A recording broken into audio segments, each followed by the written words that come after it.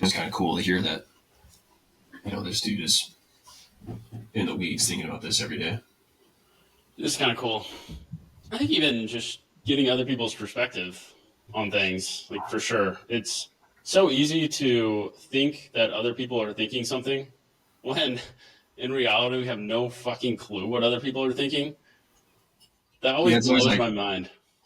I always thought about that in baseball too. I was like, dude, I bet this guy does this, this, and this. Like, that's why he's so good.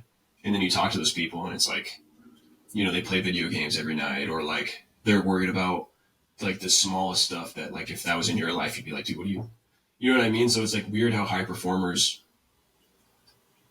I don't know how to phrase this, kind of compartmentalize certain aspects, whereas like we might be doing it in different areas. And that's why it's just interesting to see like what really is driving them to be where they are, or maybe they got lucky, or like you never know. Totally. Yeah, that brings up a lot of thoughts ping-ponging around right now. No. Because, no, I agree with you. You know how that just like brings up this thought, maybe not relevant, but you know how when you see a girl that you've never seen before, or like come across a girl you've never seen before, like maybe you go hang out with your friends and then like one of their friends that's a girl like shows up and she's like smoke show 9 or 10. It's the best. And then you like start talking to them and like, yeah, she's all right. And then 6 months down the line, you've known her for 6 months now, and you're like, yeah, she's attractive. But it's not like this revolutionary thing like it was when she first walked in the door. You've never seen her before. Because now you know her now. It's just different. Yeah, I feel similarly about if we were to meet like one of our idols or whatever, like an Alex Hormozi. Like, granted, incredible in like a lot of ways, and like obviously executes on a different level, but he's just a dude too. And I think if we were around him enough, we would just realize that he's just a guy that's really good at some things.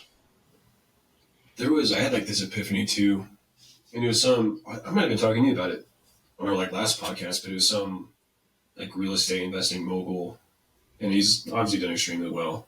I don't know if he got inherited a bunch of shit or if he actually built it all. He could be a fraud. I don't know. But anyways, he was making content and posting these videos, and the dude was just a raging douchebag. And I was like, if this guy can do it, I can do it.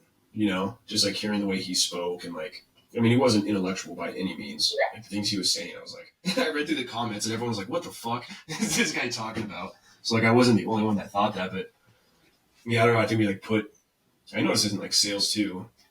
Like we put people on pedestals for no reason, and it's like, dude, like they put your pants on the same way every day. Like it's just, there's people, and I think people like once you start talking to them, like listening to another podcast, and this guy was I've been on a real estate grind, but he's like the most successful real estate investor like of modern day, just based off of like his content, most popular, I should say. But even then, like just hearing him talk, and he was like just a dude, just a normal guy that has figured it out. And I think like the more I've been listening to these type of people, it's just the people that haven't quit. And it's like, and it's weird that when I was on church on Sunday, like that was the message, which was ironic. It was just like consistency. He was like, this is your message for 2024. And obviously he was talking about like faith, but I was like, it really is just the people that don't stop. Like whatever it is, like they just consistently show up. Like they're not great, like some days are good, some days are bad, but it's like, I think like that is what I've started to like learn and figure out. It's like, dude, as long as you just show up, like if you just show up and you continually to do it over a long time, like you get that compound effect. But I think people, we talk about this too, about the whole, uninformed optimism, informed pessimism type of thing. Like people just get here so much and then they like write it out and they start the next thing instead of like just playing the game for so long. Like when like Panda Express's CFO or CEO or something, he's like 90 years old. He's owned the business for like 80 years. Like it's pretty hard to be unsuccessful if you do something for 80 years or 7 years, whatever long he's been doing it. So like that's just put a lot of things in perspective for me of like you just got to keep, no matter what happens, the people that are resilient and keep going, they tend to be at the top, regardless of outside circumstances. Brings up a clip I saw the other day from My First Million podcast, or the My First Million podcast. Sam Parr, I can't remember the other guy's name. It's horrible. I should remember his name.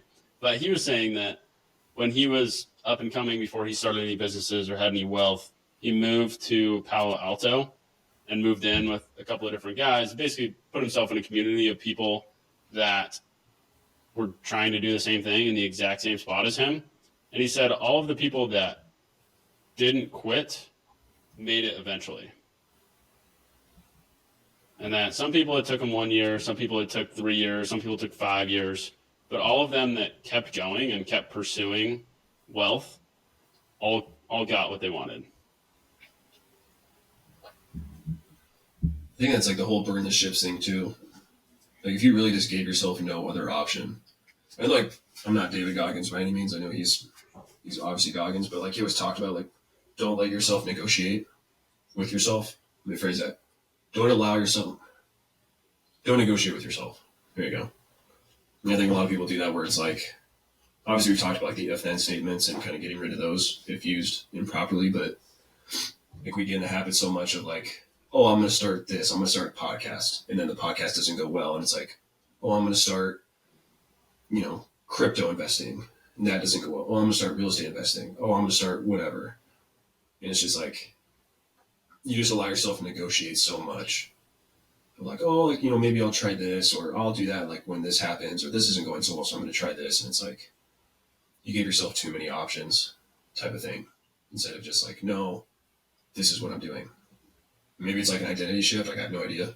I have to talk to an expert on that. But like if you really, it's kind of like with sports, like you go to college and play baseball. It's like, oh, I didn't have a good season, so I'm going to try football. Obviously that's not going to go, oh, I might try basketball. It's like, no, like you stick to the thing and you keep doing it. And like, it's a clear path. You have guardrails on whatever the thing is you're doing. You don't have all these other options. And I think like, if you can learn the skill of just eliminating options and just saying like, fuck no, like once you notice your mind is, like we did that with the podcast, like, oh, the podcast isn't doing so well. Like, let's try whatever. It's like, no, this is what we're doing. I think like that has to be a common theme with high performers. Yeah. I don't know if I would call it the skill of focus, but that's what I think of is just the skill of focus, of being. Yes. And I don't have a problem with not being able to focus on work-related things. I have a problem with focusing on too many work-related things all at the same time and jumping back and forth between them. And to your point, it's super relevant with the podcast because I wake up every day and I'm like, oh, I have 3 different reels I could go produce or shoot. And, I got to write the script for these. And I'm like, dude, you have 3 hours of podcasts you need to go edit right now. Yeah. Why are you trying to film new reels? Like, if you wanted to just do reels, then go all in on that. If you want to do the podcast, go all in on that. But I'm speaking to myself, obviously, but if I try and invest 10% of my time in 10 different things, none of them are going to work. But I think that's almost like a level above. Like that's good because like it's still confined into a podcast. So like I feel like you have to give yourself kudos there. But it's like if you're like, oh, I can make 10 reels today, and it's like, oh, maybe I could go whatever, do this thing on the side that has nothing to do with the podcast. I think that's where people get lost. Because then it's like the podcast is just completely forgotten. But it's like once you confine it to the podcast itself, then you obviously have to worry about, and I think that's where focus really comes into play. But I think where people get really lost is like they don't even narrow it down to whatever the thing is in general. It's like, it's the podcast and it's this other thing and it's this other thing and it's this other thing. Instead of like getting to the podcast and now you have to like, you know what I mean? Now you have little subgroups in that group.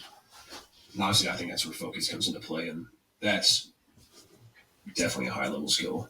Especially if you're scrolling through YouTube and every other video is titled how to make 10K per month. Yeah. or I scaled blah blah blah to 20K per month, and here's how I did it.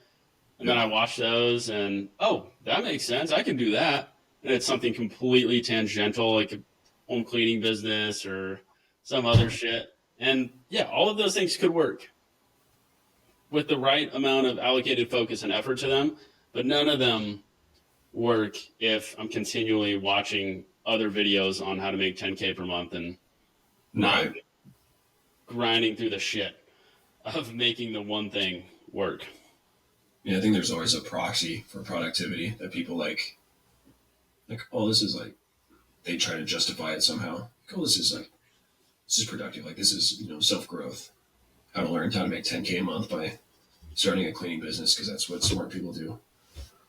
But really, like, once you kind of get some perspective of like, and granted, like, I don't regret doing the cleaning business. Like, if we would have done the cleaning business for 20 years, probably would have been pretty successful. But it was the fact that like we were doing a cleaning business and we were doing this business. And we were also talking about starting something else over here. And it was just like, what were we doing? Like,